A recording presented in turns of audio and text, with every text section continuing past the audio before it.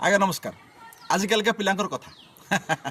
एते माने माने मुह बड़ा छुआ से मुह बड़ा हवा को बापा माँ भी किसी कम ना संपूर्ण भाव में छुआ को मुह बड़ा कर दूसरी हाथ में मोबाइल दबाठू आरंभ करी जहाँ मागिला कि तुरंत जोगे दबाठू आग लगे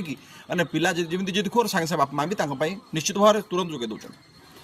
आज घटना आम पड़ोशी आम साईर घटना सी हूँ तो मतलब खराब हो पारती है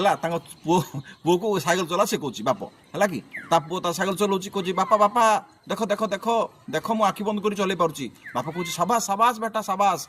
है पुणी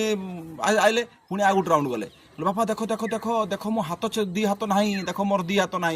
माने हाथ छाड़ी चलाऊँ बापा कहला साबास साबास बेटा साबास है कि पुणी किसी माने गोटे राउंड बोलले गुड़ उठे उठे देखिए कौच बापा बापा देख देख मोर दुईटा गुड़ ना है बापा साबास साबास कहते कहते जाए गोटे माड़ हो गला गोटे खंभ उपर इलेक्ट्रिक खुंट उपर माड़ हो गला देख कौच बापा बापा बापा मोर दिन दांत ना